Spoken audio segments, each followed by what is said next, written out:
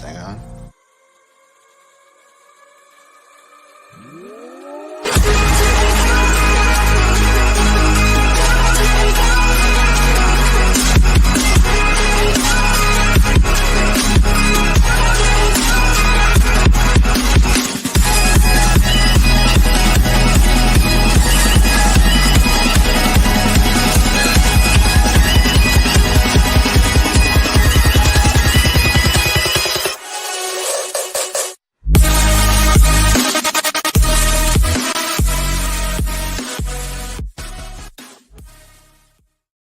What is up, everybody? Welcome back to another episode of The Cut. I'm your host, Christian Williams, and I am here, as always, with Randy Hall. Randy, how are you, man? Doing good. About to get another snowstorm here in Milwaukee, so gonna be fun. Possibly canceling everything for tomorrow, but not really mad about it. Yeah, Not not at that all. sounds pretty awesome. You know, you've gotten all this snow. We literally haven't gotten a single snowstorm. It must just it goes over the lakes and then it's gone. Is that what happens? Weather? If I knew, I probably wouldn't be doing this, or fair. at least the other job. Sure.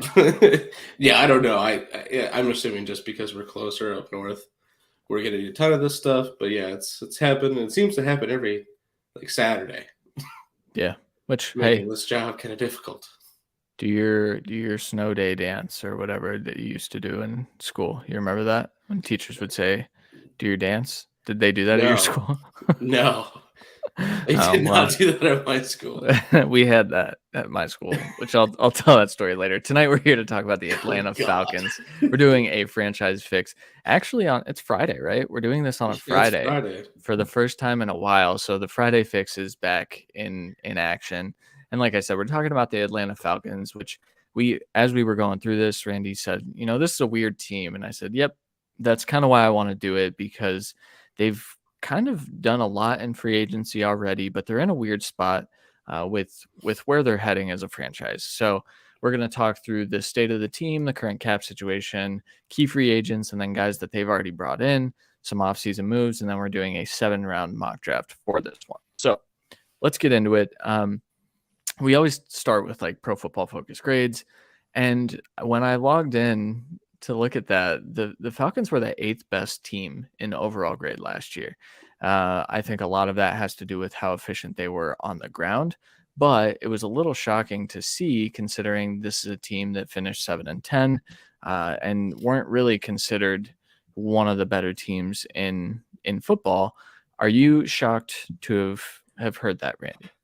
It's not ridiculous, but it's slightly shocking just because of how atrocious their passing attack was. Pretty much irrelevant to an extent, only throwing 100, 150 yards a game. So for that reason, that's why it's a little bit shocking. But when you're that efficient running the ball, you're going to be more efficient statistically on defense with more rest and being able to play a little bit differently than you would if it's going to be a more score-heavy game, as we saw in the game they played against the Panthers. It was definitely not their best metric day, but they had a good day. Yeah, I was just a little shocked. Their 90.6 run grade was one of the best in football. That was actually, they ranked 5th in that. And then their worst was tackling, so 52.5 there. And then their special teams was pretty elite. They were tied for 4th best special teams team as graded by Pro Football Focus. Overall, though, I think this was a team that they stuck around a lot longer than people thought. And Arthur Smith is a really good coach, and he was able to make the most out of kind of a weird situation in the quarterback room with Marcus Mariota and Desmond Ridder. And that's kind of where I want to head before we get into the current cap situation. I know that's going to shape a lot of our discussion with the mock draft. Obviously, they didn't go after the high value or big name free agent quarterback. They brought in Taylor Heineke.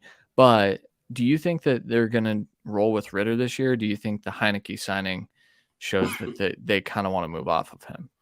I don't think it shows that they want to move off of him. I think it just shows that they're going to give him the full opportunity to win this job this offseason. And if he can't beat Heineke, they know what they have in Heineke, and they know they could win with a guy like that with this kind of offensive attack, especially if they can add in some more weapons in the passing game, which they've already done a little bit, not to some ridiculous extent, but some decent names. But yeah, I think this is a full QB battle going into the season. I don't think they're looking to target a quarterback in the draft either. If one's, I'm sure they're doing their due diligence in the top 4, even maybe even top 6 with like Hendon Hooker, trying to see if he would be there in the second round, maybe. Kind of the same thing of, it seems like they liked Ritter a lot last year, and they were looking at him in the second round, and they're like, we just can't do it here. We got to go here. And then he was there again, so they went with it. I think it's going to be something like that where they might fall in love with a guy like Hooker and be fine with one of those 3 figuring it out for the future. But for them, I think team building besides quarterback is the best option. Yeah, no, I get that for sure. I just wanted to kind of start the conversation there. So let's move into the current cap situation. I think it makes more sense to start with the free agent additions that they've already added here, Randy. So why don't you hit us with those?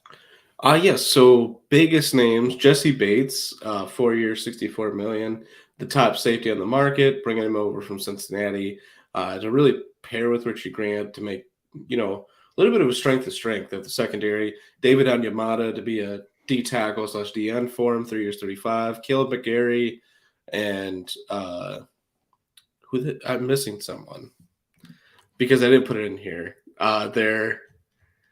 They re-signed Chris Lindstrom as well. So they brought back their right guard and right tackle for a lot of money. McGarry's 3 years, $34.5 million, I believe. Lindstrom was a big. Lindstrom's like 5 years, $100 million or something. It was a fat deal. Yeah. So they worked to bring back this offensive line that was for the most part relatively good. Center, left guard maybe leaves a little bit to be desired, but definitely passable and great run blockers for this team. But moving on, besides that, bringing in Caden Ellis, 3 years, $21.5 million to be another outside linebacker, edge rusher type for you on this defense. Taylor Heineke, 2 years, $14 million, like we already talked about. Matt Collins, 1 year, $2.5 million, kind of a special teams guy his whole career. A little bit of spikes in his career here and there, but this last year with the Raiders really kind of came alive as an offensive threat as well as the special teams guy. I think this is, a bigger body help out this team a little bit. I think he's going to make an impact. Keith Smith, fullback, 1 year, $2.35 million. Michael Ford, 1 year, $2.25. Cornell Armstrong, 1.123. Tay Davis, 1.123. Mike Hughes, 2 years deal to kind of back up and figure out that slot corner position a little bit, at least take a shot at it. So they made a lot of impacting signings, in my opinion, mainly on the defense, and then just retooled and re-brought back your offensive line. Yeah. Yeah, so the reason I kind of wanted to start there, Jesse Bates was probably the biggest name in biggest secondary name on in the free agent pool. I would say once James Bradbury especially returned to the Eagles, and I would argue that Bates is probably ahead of him in terms of what value he brings. That is massive for an Arthur Smith led team and how they play defense and that type of style. They now have 2 young safeties. Bates isn't super young. Obviously, he's to his second contract, but 2 safeties that they can actually build around with Bates and Richie Grant. So I think that plus the Mike Hughes signing kind of gives this team a little bit of freedom to attack really whatever position they want early, because I think we were looking at a situation where corner should have been very high on their board or some type. It was a little early for safety, but they were kind of hamstrung, and free agency definitely prevented them from continuing to be hamstrung as they go through this offseason. Yeah. And they're at a pick in the draft where it's going to kind of be dictated to them, what's going to be there on the board. And I think corner is still a really big part of that. Mike Hughes, he was hit or miss for the Lions. I mean, he's not really going to lock down the nickel position or corner 2 for that matter. Casey Hayward's still a cut candidate for your second corner position. AJ Terrell is one of the best corners in the league, but he definitely underperformed this year. So you really need that running mate with him to take over. So whether I still think that's a position you have to attack in the first 3 rounds here. Yeah, for sure. So they do this number in here, Randy. This is updated, right? The 23 It was million? updated a couple days ago. Okay. Have they added anyone in the last couple of days? I don't believe so. I think this is pending the Mike Hughes money. Yes, it is. So 23 million, 23.4 million, essentially, they still have. I don't personally expect them to be super aggressive, on the open market. But Randy, what free agents do they have that they haven't re-signed yet? So I'll start with the more impactful ones. Olademi, Zacchaeus, and Rashad Evans were starters and rotational starters for them. Rashad Evans kind of came in and really took over as their best linebacker last year. So I do think he's someone they definitely need to bring back. And Zacchaeus, this receiver room is not great still.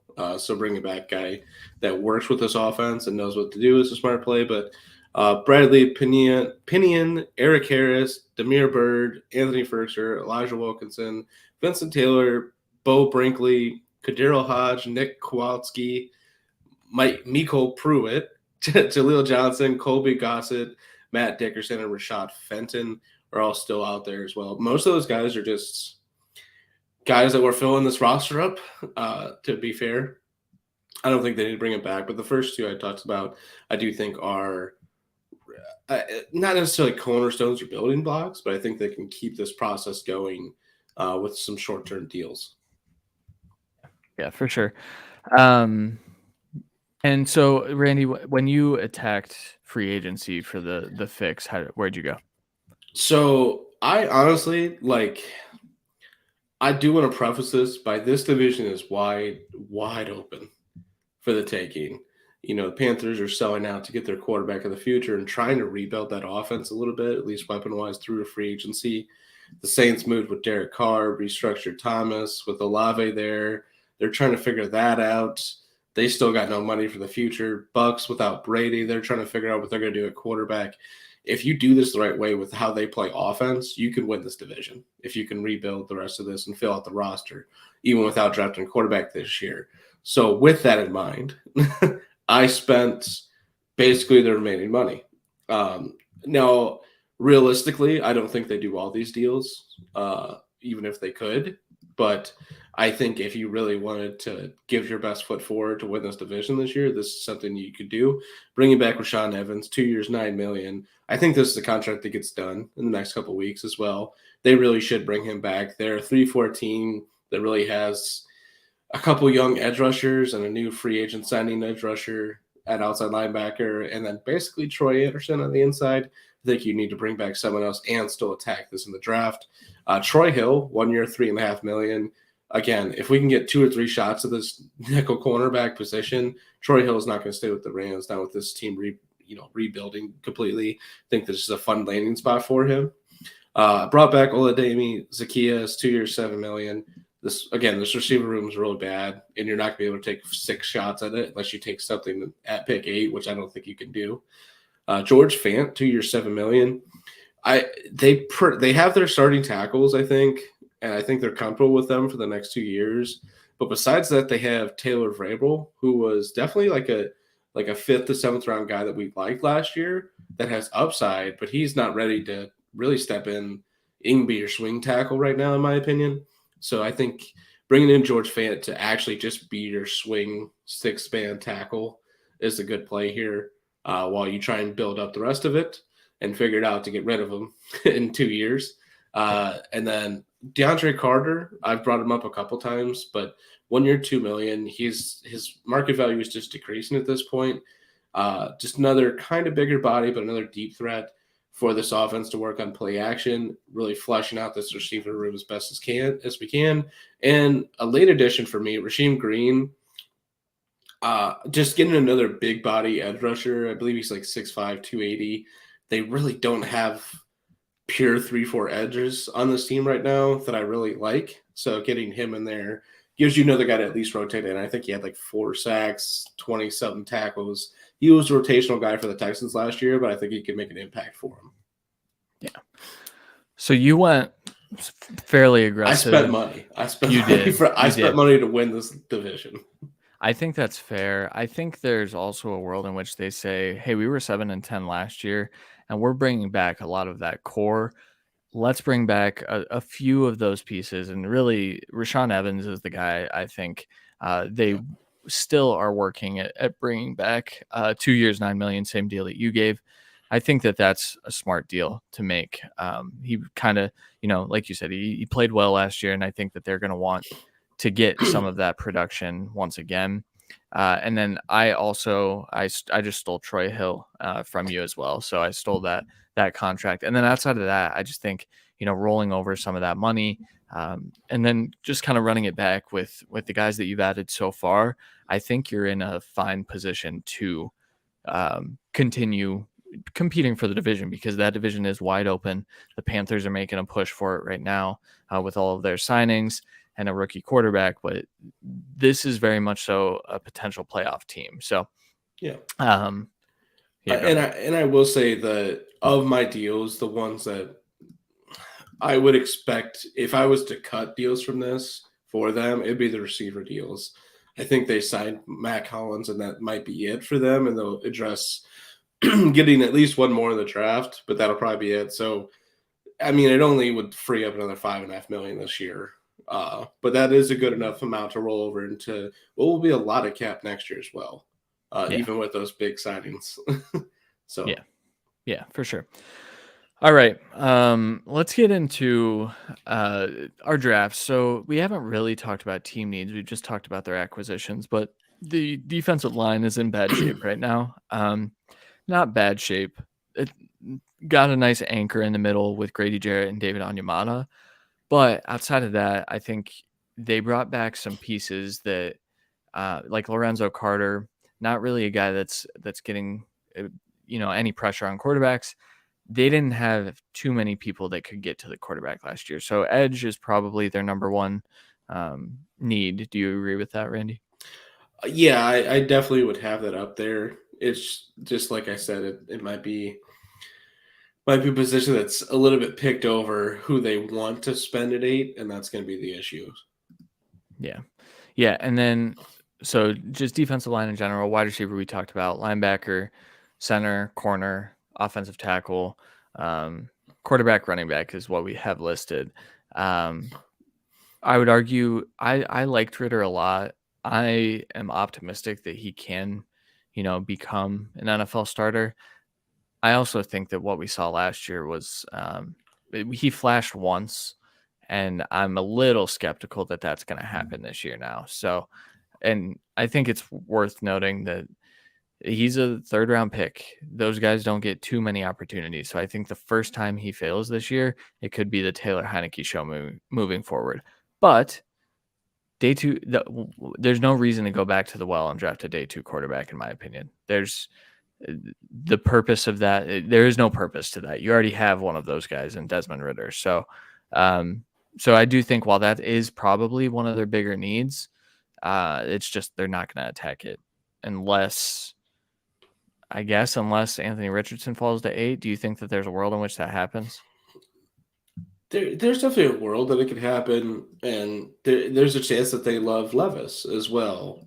And especially for top 10, all a quarterback needs is someone to fall in love with them. So we'll see how it goes. I think that's closer to Levis's range, and realistically, Richardson right now that's closer to his range. It's just upside wise, it's probably top 5. That's the issue that they're going to keep facing.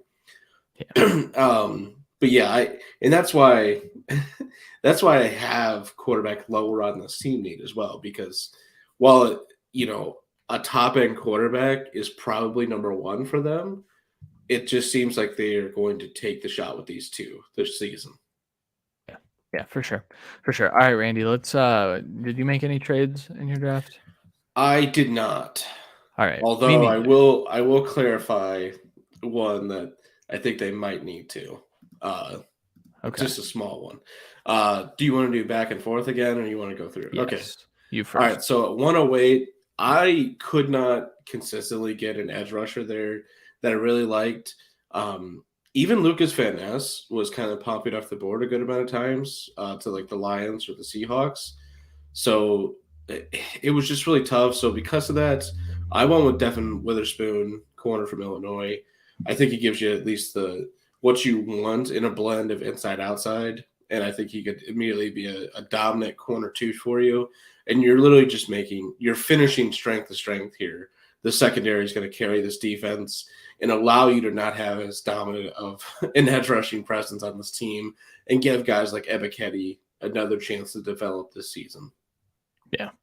I love it. I think corner, my thing is if Christian Gonzalez is there, I think they absolutely go in that direction. Devin Witherspoon's a weird one for me because he wasn't able to test at all through. Yeah. Now, I don't know if he'll test at like his private workouts, his top 30 visits.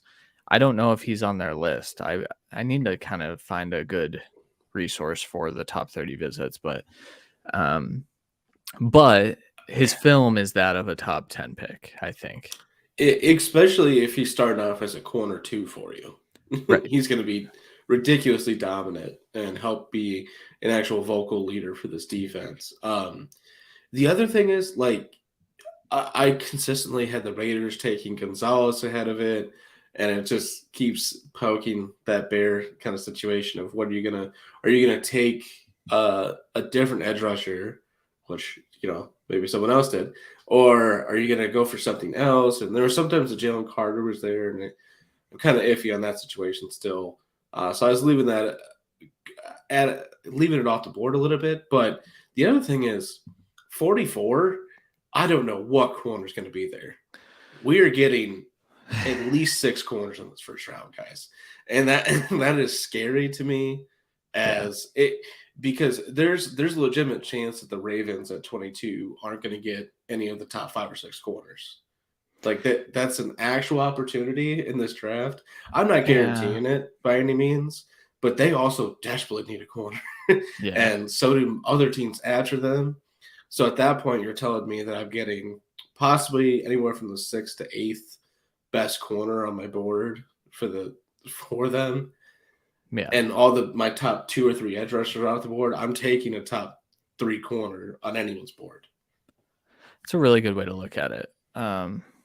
For sure. I think 6 is a lot. And I know that I've seen so many mocks with 6, and I'm like, is this guy really going to go this high? Like the Cam Smith stuff, the Emmanuel Forbes stuff. Yeah. I think it was Kuiper had Forbes at like 16. Yeah, man. This last week. I think like Kuiper had 6 or 7 corners. He had 7, I think. And DJ had 5 or 6 at least. Well, here's the thing. I'll guarantee that 4 go.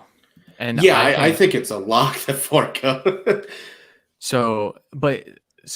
I'll go through my draft because there was a corner that I think could still be there that I think that they will like as like their corner too. So my 1st overall or 8th overall pick here, 1st round pick, Nolan Smith, the edge rusher from Georgia. I put this in my mock draft 1.0 for football guys. It's just a pick that makes a lot of sense to me. They've gotten burned by small edge rushers in the past, but I don't think that prevents them. It was obviously a completely different regime back then, but Nolan Smith, he's a small guy, but man, is he good against the run? Is he, strong and explosive? And he has all of the bend that you're looking for in generating pressures in today's NFL. He can get to the quarterback quickly. The sack production wasn't always there, but that's kind of okay. Sack production isn't the end all be all. With all of these guys. So Nolan Smith, to me, the combine definitely vaulted him into top 20 discussion. I was mocking him in the top 20 well before the combine because I expected that at the combine. So it's tough because I think Jalen Carter could be there at 8, and I just don't. We talked about it pre-show, but I have no idea what to do with Jalen Carter at this point. He was there for most of my picks here, or most of my simulations, my mocks, and I still went with Nolan Smith here. It's fair, and with them having Grady Jarrett and spending the money on Onyemata, and Jalen Carter is going to be at best a 60% on the field guy this first year. He's trying to figure out some stuff. with playing time. And, Georgia has some parts in that because they rotate guys like crazy. But Nolan Smith, I mean, he proved to be a top 20 athlete in this class. He's a top 10 leader and glue guy in this class. He is going to help out that defensive line a ton, and they need it. Grady Jarrett's clearly a locker room leader for them, but I think Nolan Smith will, be the guy that has a locker right next to him day one and really join him at the hip in leading this defense with this new secondary into being something that can be really good, especially with how this offense performs. So he is one of the guys, even with that small size and not really being a 3-4 end, more of an edge for them. Not the mixture like you could have got from a couple other guys. I do think he's a talent-wise and fit-wise for that team. Perfect. Yeah. Sounds good. Where'd you go in round 2? I went Jack Campbell, linebacker from Iowa, a guy that very early in this process I was loving in the 3rd round. But after testing, when we talked about him originally, his film, he doesn't look like he's not like a minus athlete by any means. He looks like kind of an average athlete on film, but we didn't see average athlete on testing. So there's still some levels to his game that he can tap. He needs to get untapped and figure this out. To really show this plus athleticism on the field a little bit more. But from a pure middle linebacker making play standpoint, he has it all there. And this defense desperately needs it, especially if you don't bring back Rashaan Evans, which I did in this scenario. But I think he's your middle linebacker leader of this defense in that linebacking core alongside an athletic freak like Troy Anderson. This could be a ridiculous inside linebacking grouping for the next 10 years. And to be honest, a lot of the edge rushers didn't love here. Those are the two. They need the two positions that are going to fly off the board. Yeah. Even a guy like Keon White from Georgia Tech, like I don't expect he'll be there at 44. I don't expect he's becoming a lock pick for the Chiefs at 30. People. And I don't even know if he's there at 30 because I'm reading about Brian Brzez's demise left and right, and how he's going to go lower than everyone expects. And Keon White's an inside-out guy and a pretty darn good one. I wouldn't be shocked if he goes even higher. That pushes up a lot of those other like fringe guys, and they get pushed into like even that 32 to 40 range where you don't know what you're going to get. I like this pick. I don't like Campbell as much as other people. I thought his film was fine, but his athleticism kind of surprised me too, because I don't think I saw that all the time on his film. So, I think that alone is what is going to, with what you see work ethic wise, I think that's going to propel him from what should be like a 50 to 60, 75 pick up to here at 44 with a team that needs a linebacker. Because if you can work on that, figure that out to where he can make that athleticism show up on tape now, it's going to be ridiculous. Yeah, for sure. All right. My pick at 44, the corner that I was talking about is DJ Turner, the corner from Michigan. Super, super athletic kid that is just incredibly sticky. And he's not the most scheme versatile guy, but I think with the scheme that the Falcons like to play, Turner's a really good fit. He is a smaller dude, so I think fitting him in as a corner 2 is the best way to deploy him anyway. But I also think that plus his athleticism gives him a little bit of that inside out versatility where he can kick in. But honestly, he's best in press. He's got a good jam, and then he's he's able to kind of keep up with even the fastest receivers. So I think when you're playing against the Chris Olaves and, I guess, I don't know, DJ Charks of the world, not DJ Chark. DJ Chark's fast, but you're not worried about it. But I think this is a guy that they'll want to target here in the top 50 that could still be there. And that's why I was comfortable going edge rusher early. But I'll be honest, we're only through 2 picks, and I already like your reasoning for your first pick more than mine. So I try. Yeah. My 3rd round pick, but I do think DJ Turner will be there at this pick. And like you said, I think he gives you flexibility, and he's another athletic freak that can really make an impact all over this team.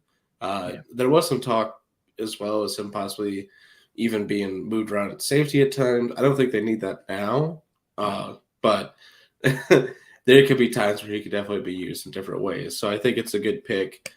I just liked it better when he was a third round guy than when he's up here. But my third rounder is Joe Tippmann, interior offensive lineman from Wisconsin. He's a center that can play guard because of his size. This is the pick where I said I think they might need to trade up to get him. They might need to take him at 44, dude. I've seen a lot of hype on him. So there's concern of like Michael Schmitz, him and Whippler going anywhere from like 24 to 50. But there's a lot of times where they're just not going to. And there are some really good centers in this class, so he'll be pushed down a bit. But that's why there was a few times where I played with the idea of trading up to like 60 with this pick and throwing in a fourth and a seventh next year. It's not really affecting this year's draft. But I did want to point that out because I think it is a possibility. I think they do need to somewhat get a center of the future in this draft regardless. But Joe Tippmann is one of the best. And is he possibly going to be a guard for you early on? Maybe. I still think they're trying to figure out their left guard center combo for the future. I think this guarantees you one of the spots. Yeah, I think he's one of the more pro-ready. I think he could take over for Drew Dahlman. And just like be the starting center from day one. I really liked him, and I don't have a final grade on him yet, but man, he's a good football player. Good pick. I did attack that position later. I'll get to that. My third round pick, Javon Dexter, the defensive tackle out of Florida. This is a guy that athletically is a first round pick, and on film, he's a day 3 pick. And so I think that's going to place him somewhere in the middle. I think we've talked about him on this, on the franchise fixes. I think you took him in one. Is that right? Yeah. I don't think I've taken him yet, but, just getting some depth behind those guys. I think he probably profiles best. I don't know, man, because he gets pushed around in run defense quite a bit. But if you fit him in behind David Onyemata and kind of let him rotate in, I think that gives you a little bit of depth, gives you the ability to develop him. And if he develops, then you have a guy running next to Grady Jarrett for quite a while that's pretty darn good at rushing the passer. So is he my favorite prospect? Absolutely not. But I also I think he's going to be a top 100 pick. I do too. I think he's just the athletic profile alone and the pedigree alone, I think puts up there. But he's one of the people that clearly have some stuff to figure out and unlock that potential at the next level. And that's why he's going to the third round. I mean, plain and simple. So I think it's a good fit as well because he could sit behind two of the better D tackles, nose tackle, D tackle in the league. And then pretty much when their time is done, it can be his time to take over at the 3 tech for this team. Yeah, for sure. Where'd you go in the 4th? Yeah, I got the best receiver in the 4th round, which is why he might not be here at 110. I'll state that. But he's consistently lower than this in every mock. Me and Christian are on this guy in the 3rd. No question for me. But Marvin Mims, wide receiver from Oklahoma, he's consistently going this late, and it's honestly annoying to me. So I took him here because I probably won't take him again. And that's plain and simple. I'll point that out. He is a very good all-around receiver for this team. He would instantly, in my opinion, be their day 1 slot receiver. The issue for this team is they don't necessarily run a slot receiver. But if they are the 3 receiver set, I think he's guaranteed to be on the field. And I think he could easily take snaps away from Matt Collins year 1. And year 2 can really take over this wide receiver 2 role for this team and be a good running mate for the future with Drake London, who is, obviously this team's first option. Yeah. When I saw this pick, I was like, you are cheating because So here's there have actually been some debates about this in some of the chats that I'm in. Marvin Mims, I think he has good film. I don't think he has like this outstanding film. I've seen the fantasy community hype him up as like one of these all-time elite deep threat receivers, and he's not that, but he's my wide receiver 6, I think. So like he's up there, and I think that he should go probably in the second round. I think he will go in the third round, but if he does somehow fall to the Falcons here, that's a perfect pick that allows you to kind of use Drake London and Kyle Pitts how they need to be used. Marvin Mims can kind of take the top off, but I think he also has the ability to be more than that. I just don't think that Oklahoma ever asked him to do that. So good pick. No, and they usually don't. Like they did with CD, but CD's a different breed. Yeah. But besides that, Oklahoma doesn't tend to really expect that from their guys. So I think he again, like I think he's my wide receiver like 5 or 6, and I would be comfortable taking him late second. But I think he's definitely going third, and could be late third, fourth. Just depends how this falls. The people aren't very high in this receiver class, but once we get to the late third, fourth round, there's going to be a few that fly off the board. Yep. And that leads me into my first fourth round pick here at pick 110. I took Xavier Hutchinson, the wide receiver from Iowa State. This is a guy I think will be here. Xavier Hutchinson, really good route runner and a very reliable pass catcher. I feel like this is one that I have used in the past, but he's one of my favorites, and I think he fits this this system very well because a key part too of the Arthur Smith offense is wide receivers that can block. And I think Xavier Hutchinson does a pretty good job in that respect, in that regard. So, but I also think he's getting open and he can threaten at all 3 levels of the field, but mostly in that short to intermediate area. I think if you run Pitts behind him, you're going to get a lot of wide open looks for your second year quarterback. So I think he'd get on the field immediately too. I think he'd be on the field in 3 wide sets with Matt Collins and Drake London. Yeah, I think for sure, especially with your case where you didn't bring back Zacchaeus or anything. I think he easily gets on the field there. He fits what they would do for sure. Yeah, I think slightly better. Like if I'm picturing what they want next year to replace Hollins, it would be more Hutchinson than it would be Mims. But if I'm building the wide receiver room the right way, it'd be Mims. Yeah, that's fair. All right, where'd you go with your next fourth? At 113, I went with Colby Wooden, D tackle from Auburn. Kind of the cheaper version of Dexter, if I'm going to be honest. Really good size and speed. 6'4", 275, I want to say.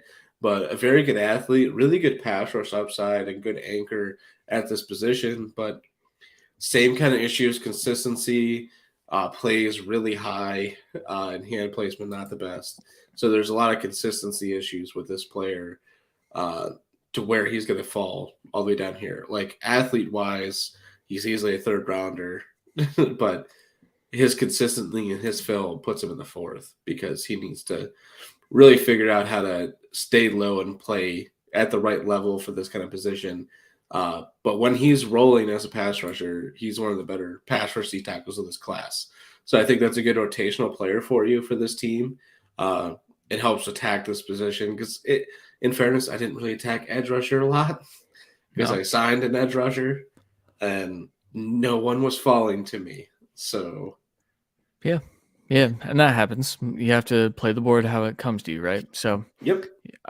Speaking of inconsistent players, here at 113, I took Zach Evans, the running back from Ole Miss. Randy and I talked about Zach Evans beforehand. The inconsistency in his film isn't as bad as just he's not consistently on the field. And that's the question with Zach Evans. I think there's a real chance that Zach Evans falls to day 3. I know he's been projected as a day 2 pick for a long, long time. And I think talent-wise, he is 100% a day 2 pick and can still be a very good running back. I think they do like Tyler Algier. There's been some at 8 take Bajan talk. I don't think they're going to do that, but I do think they will add a running back to this room because outside of that, I don't think that they're happy with the running back depth. So Zach Evans kind of comes in. He's good in this scheme, and he is a great pure runner, which is what succeeds in Arthur Smith offenses. I think you've got a really nice 1-2 punch at running back then. Yeah, and it's an actual 1-2 punch of the future and does complement Algier perfectly, if we're Yeah. to be honest. That's what that's what they want to get out of a combination of Patterson and Huntley for this next year, what they hoped last year. And, we saw it a little bit with Patterson, but his health was declining last year as well as his performance, and Huntley's just not there. He could get there. He had some flashes of some good games, but uh, Evans' upside is, ridiculous in comparison to those two. So I think it's a good fit. It's not, it's the same thing. Like I attack so many other positions. It's the position I had to kick the can on as well as edge, unfortunately. Yeah. But picking Evans is kind of the best of the situation here because realistically, I don't think you could spend a top 3-round pick for this team on a running back this year. I don't think so either. I mean, if Bajan is there at 44, yeah, fuck you, take him. But he's not going to be there at 44. That's the issue. What would you say about a trade back from 8 to like 14, for example? Still, it's team building wise, it'd be tough. It would be. They just got 1,000 yards out of Tyler Algier. Like he set the Falcons rookie record. Algier was very, very good. He was good. The thing is, they don't have, Patterson is their pass catching back. Yeah. And again, older age, health wise, that's the issue of this offense right now from that scheme. Yeah. And Evans is at least decent in that regard and can maybe give you a spark for the future. Yeah. All right, run through your last 3 actually, so we can. Very quickly for the 159 5th round because I believe I used him for the last show. Dorian Williams, linebacker from Tulane, good upside linebacker, good tackler. Just needs to get more consistent. He's a relatively good athlete. I think he could be a good rotational linebacker to the next level for you. He could play inside outside for you as well a little bit. So I think it's a good depth piece. This team does not have depth at linebacker, and they desperately need it. 7th round, they don't have a 6th-round pick. So 7th round, 224, I went with Evan Hull, running back from Northwestern. A guy that's really been killing it. He had a good season. Really kept them in a lot of games, but he's had a good off season, really making his name better and better through all these processes. Pretty good set. I mean, 5'10", 210, but he's a slasher runner that showcases just good vision and good gaps. Discipline for this kind of scheme. I think that's going to work really well. And he's a good, effective pass game target for them. So, and he also didn't have that many carries in college. So he gets to come in with some fresh legs and really help you as a complementary back to the rest of these guys. Yeah. I think he'd be your 3rd or 4th running back this year. Yeah, I think so. I think that's right. And then your other 7th? 225. Oh, it's City So, offensive tackle from Eastern Michigan. What? I don't even know who that is, honestly. So, well, you should because he tested as an athletic freak. I think is he the one that's getting a little bit of like definitely getting drafted hype, but yeah, he's definitely getting drafted now because he had like close. I think it was over 9 RAS. Like he tested out of the building along with his teammate Jose Ramirez, the edge rusher. Yeah, I know Jose. So both guys are going to go late day 3. But City So at least gives you another athletic type of tackle and move piece to try to build around this team. This team they've put money now on the right side of the offensive line, but they're still figuring out the interior a little bit. They need to figure out left tackle in the future. And they have like barely any depth at offensive line. So getting more people in here is what I was trying to do with that pick. Yeah, for sure. All right. My last 3 picks here. Ricky Stromberg, the center from Arkansas. This is a guy that, he's getting lost in this center class, but I think he moves really well. I don't think he anchors super well, but I also don't know that that's the most important trait of an Arthur Smith center. And so I think that those movement skills and him falling to the 5th round make him a pretty nice target for this team. He can sit behind Dahlman for a year, and I think that you're getting a player in a similar mold as Drew Dahlman here as well. 224, I took Muhammad Diabate, the linebacker from Utah. Quick player, explosive player, gets to the quarterback pretty well, but just not the most dynamic linebacker in the world, so I think that's why he's here. And then 225, I took Stetson Bennett, the quarterback from Georgia. Listen, if Desmond Ridder doesn't work out, you can go get Taylor Heineke's backup and Stetson Bennett, and I think that those two are stylistically similar. And in terms of, I keep talking about the Arthur Smith offense, probably because it's brilliant what he is able to do and how he's able to kind of put his quarterback in positions to succeed. Stetson Bennett could do pretty well in an Arthur Smith offense with his skill set. And I think his deep ball is good enough that like all the play action stuff that Arthur Smith really likes would be perfect. So take a shot on him. I don't think he's getting drafted very highly. I think 7th round is about right for Stetson Bennett, despite the like round 4 talk. You don't think he's there? I don't think he's going round 4, but I think he's going round 5. I think that's fair. What do you make of him being arrested though? And how we don't talk about that, but we talk about Jalen Carter. If his hat was backwards, that's all I need to know. It's pretty much the same situation as Baker. It's really funny. He pretty much cops too. It's because he was drunk, you know. Yeah. No, I think it's something that's kind of gotten. It's not going to be a big deal, but I do think, you know, I think he has the wherewithal to answer that question, and I think his play in the field spoke enough for itself that in a system like this, he can be a good enough leader to help you win games. I again, like you said, Taylor Heineke's backup. I do think he would be functionally a Taylor Heineke in the league, and you know, best case. But I do think he's a relatively good quarterback, and this pick is it's a multi-level for your team. It's a Georgia guy bringing him back, hard fought. That's a helpful thing, but now those fans have seen him win games. So if Ridder and Heineke aren't, they're going to want him in the game. Yeah. And that's not going to work. Yeah, he's not very good. But I just wanted to have fun with my 7th round pick. Yeah.